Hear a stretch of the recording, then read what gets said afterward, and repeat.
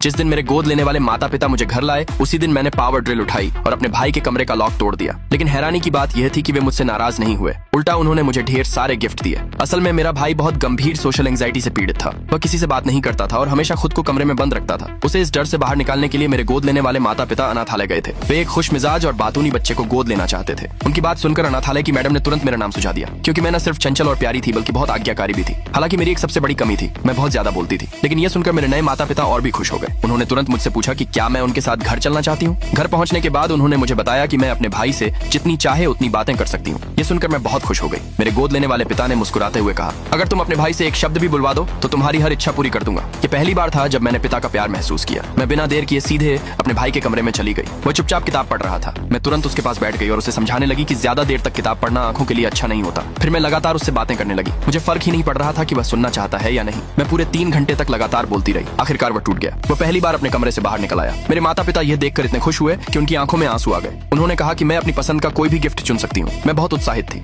लेकिन तभी मैंने अपने भाई की आंखों में अकेलापन देखा। उसी पल मुझे एहसास हुआ कि वह भी मेरी तरह सामान्य जिंदगी जीना चाहता है। इसलिए मैंने बाहर जाने का प्लान छोड़ दिया और उसके साथ घर पर ही रुक गई। मेरे इस फैसले से मेरे माता पिता बहुत भावुक हो गए। उन्होंने तुरंत फैसला किया कि अब मुझे स्कूल भेजा जाएगा। लेकिन मैंने कहा कि मेरा भाई भी मेरे साथ स्कूल जाएगा। ये सुनकर वे घबरा गए। उन्हें डर था कि भीड़ देखकर मेरा भाई डर जाएगा। लेकिन मैंने पहले ही उसके बारे में बहुत कुछ समझ लिया था। मुझे यकीन था कि अब वह धीरे धीरे दूसरे बच्चों के साथ घुलना मिलना सीख सकता है। मैंने अपने माता पिता से वादा किया कि मैं हमेशा उसकी रक्षा करूंगी। बहुत समझाने के बाद वे आखिरकार मान गए। अगले दिन मैं और मेरा भाई साथ में स्कूल गए। मैं बहुत उत्साहित थी, लेकिन मेरा भाई डर से कांप रहा था। मैंने तुरंत उसे एक घड़ी दी और वैसी ही एक अपने पास रख ली। फिर मैंने उससे कहा, अगर कुछ भी हो तो इसी घड़ी से मुझे कॉल करना। मुझे लगा नहीं था कि वह सच में मुझे कॉल करेगा, लेकिन कुछ ही देर बाद घड़ी बज उठी। दूसरी तरफ कुछ बच्चे उसका मजाक उड़ा रहे थे। मैं तुरंत समझ गई कि उसे परेशान किया जा रहा है। मैं भागते हुए वहां पहुंची, लेकिन सामने बहुत सारे लड़के थे। उन्हें मुझसे बिल्कुल डर नहीं लग रहा था। मैंने जल्दी से अपने भाई से कहा कि वह भाग जाए, लेकिन तभी उसने पास रखा बेसबॉल बैट उठा लिया। फिर पहली बार ऊंची आवाज में चिल्लाया, मेरी बहन को हाथ मत लगाना। अगले भाग के लिए नीचे कमेंट में यस लिखे।